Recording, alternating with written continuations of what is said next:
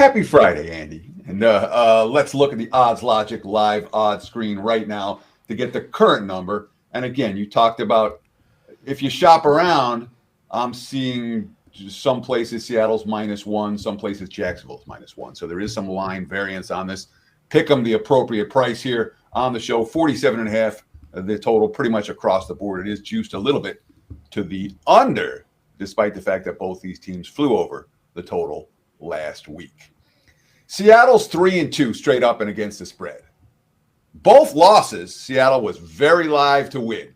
The fluky inning against San Fran in week 1, Sam Darnold had a sack fumble. They got to the 49ers 9-yard line in the closing. Probably was less than a minute ago, I think. That cost them that game. And then Darnold's interception inside 2 minutes last week against Tampa cost them a second game.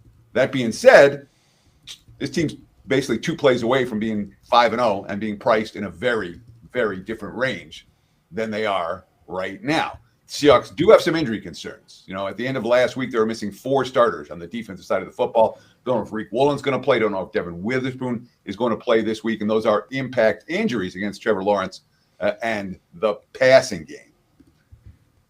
The Jags haven't exactly faced, and of course, Seattle's off a loss here. Well, Jacksonville's off a win, which is something that is definitely worth noting. The Jags 4-1 off of 3 straight wins. Their only loss this year, you want to talk about a fluky loss, came when Travis Hunter was called on a phantom pass interference call on 4th down in Cincinnati. And otherwise, we talk about the Jags as a 5-0 team right now. They probably should have won that game too. But yes, they beat Patrick Mahomes on Monday Night Football, in large part thanks to a 99-yard interception return touchdown. But prior to that, Bryce Young and the Panthers, Jake Browning in the second half of the Bengals game. They got C.J. Stroud when Stroud was struggling. You know, they got an injured Brock Purdy, I should say, with banged up 49ers. And then last week, they had a 99-yard pick 6, which changes any game when that happens. And Mahomes picked him apart last week. His best pass rating of the season, 78 QBR, 318 yards in that ball game.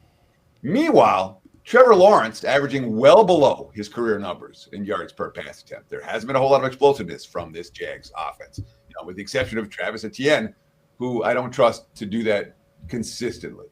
What have the Jags been doing? They've been winning the turnover battle. They've won the turnover battle 4 times in 5 games, 3+ turnovers 4 of those 5 games. And the one that they didn't against KC, again, a 99-yard interception return touchdown. So to say that they've had a significant advantage turnover-wise is very real. And maybe Darnold turned the ball over here. That is a possibility. But the stats that matter, Seattle, yards per play on offense, number 3 in the NFL, 6.3 yards per play. Jacksonville, number 16 at 5.4. So the Seahawks nearly a full yard per play better on offense.